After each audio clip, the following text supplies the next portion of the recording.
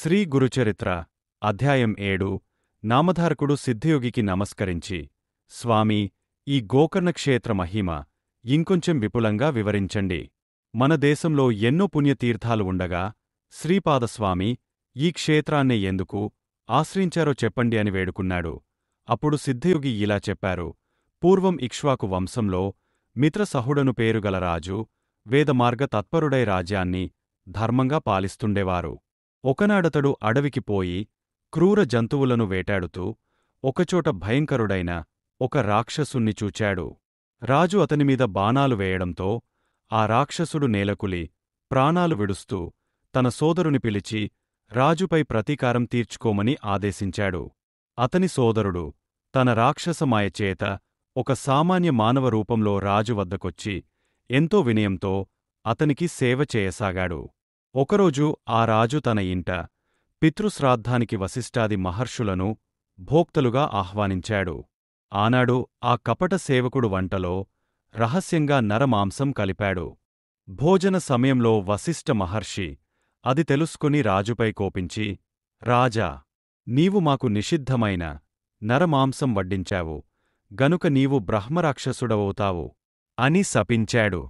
ఆ ముని తనను నిష్కారణంగా శపించినందుకు రాజు కోపించి ఆయనకు ప్రతి శాపమివ్వబోతుంటే పతివ్రతయైన అతని భార్య దమయంతి అడ్డుపడి గురువును శపించబునడం మహాపాపమని హెచ్చరించి ఆ శాపజలాన్ని తన పాదాలపైనే పోసుకోమని ప్రార్థించింది.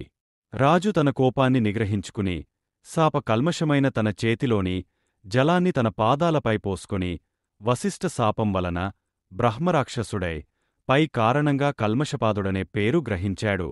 అప్పుడు శాప విముక్తికై మహారాణి ప్రార్థించగా వశిష్ఠ మహర్షి జాలిచెంది, అమ్మా, నీ భర్తకు 12 సంవత్సరముల తర్వాత బ్రహ్మరాక్షసత్వం పోతుంది అని ఆశీర్వదించి తమ ఆశ్రమానికి వెళ్ళిపోయారు. అప్పటినుండి కల్మషపాదుడు ఘోరమైన ఆ అరణ్యంలో నివసిస్తూ అచ్చటి క్రూర జంతువులను మనుషులను పట్టుకొని తింటుండేవాడు. అతని బ్రహ్మరాక్షస రూపం ఛాయలా అతనినెప్పుడు వెంటాడుతుండేది. ఒకసారి అతడుక బ్రాహ్మణ శ్రేష్ఠుని చంపితిన్నాడు. అందుకా బ్రాహ్మణుని భార్య శోకంతో, నీకు వశిష్ఠ శాపం తీరి నీ పూర్వరూపాన్ని పొందాక నన్ను, నా భర్తను ఎడబాటు చేసిన పాపానికి భార్యా సంగమం చేస్తే నశిస్తావు అని శపించింది. కొంతకాలానికి వశిష్ఠ శాపం నుండి విముక్తుడైన రాజు తన నగరంలో ప్రవేశించాడు. అతని రాకకే భార్య ఎంతో ఆతృతతో ఎదురుచూస్తున్నది. ఆమెను చూస్తూనే రాజు కన్నిటితో తనకు క్రొత్తగా సంక్రమించిన బ్రాహ్మణ పత్ని శాపం గురించి చెప్పాడు. భార్య భర్తలిద్దరూ ఖిన్నులై ఆ శాప విముక్తికై తీర్థయాత్రలు చేశారు. మార్గ మధ్యంలో వారు గౌతమ మహర్షిని దర్శించి తమ విషాదగాథ విన్నవించుకున్నారు. అది విని జాలి చెందిన గౌతమ మహర్షి, రాజా, భయపడవద్దు, పాపాలన్నింటినీ పారద్రోలి అభీష్టాలనిచ్చే పవిత్రమైన గోకర్ణక్షేత్రముండగా బ్రహ్మ హత్యాపాతకం నిన్నేమి చేయగలదు? ఆ క్షేత్రంలోని నీరంతా పుణ్యతీర్థమే. అక్కడ శిలలన్నీ శివలింగాలే. ఆ పవిత్ర క్షేత్రంలో మానవులకు పొందరానిదేమున్నది? ఆ క్షేత్ర మహాత్మ్యాన్ని తెల్పే విషయమొకటి నేనక్కడ చూచినది చెబుతాను. ఆ క్షేత్రంలో మరణించిన ఒక చండాల స్త్రీని కైలాసానికి తీసుకుపోవడానికే శివకింకరులు వచ్చారు. వారిని అడగ్గా వారిలా చెప్పారు. పూర్వము ఈమె సౌదామిని అను అందమైన ఒక బ్రాహ్మణ కన్య. ఆమెకు యుక్త వయస్సు దాటిన తర్వాత ఆలస్యంగా ఒక పేద బ్రాహ్మణునితో ఇష్టం లేని వివాహం బలవంతంగా చేశారు. కొద్దికాలానికే ఆమెకు పిల్లలు కలుగకముందే ఆ బ్రాహ్మణుడు మరణించాడు. ఆమె కామవశం చేత ఒక కోమటివాని నుంచుకున్నది. జారత్వ మెన్నటికీ దాగదుగదా. త్వరలో ఆ రహస్యం బంధువులందరకు తెలిసి వారామెను వెలివేసి ప్రాయశ్చిత్తం చేసుకున్నారు. అప్పటినుండి ఆమె నిర్భయంగా ఆ వైశ్యునితో జీవించనారంభించింది. అతని దుస్సాంగత్యంతో మద్యపానానికి కూడా అలవాటు పడింది.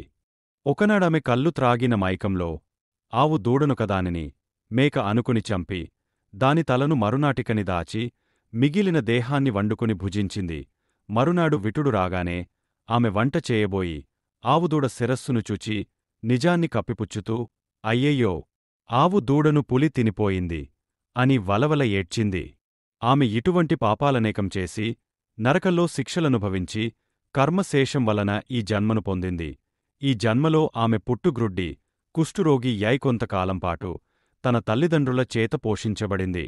వారు మరణించాక దిక్కులేక, ఆకలితో అలమటిస్తూ ఒక శివరాత్రి నాడు అందరినీ భిక్షకోసం యాచించింది. ఆనాడు అన్నమెవరు వండరు గనుక ఆమె చేతిలో కొద్ది మారేడు దళాలు మాత్రముంచారు.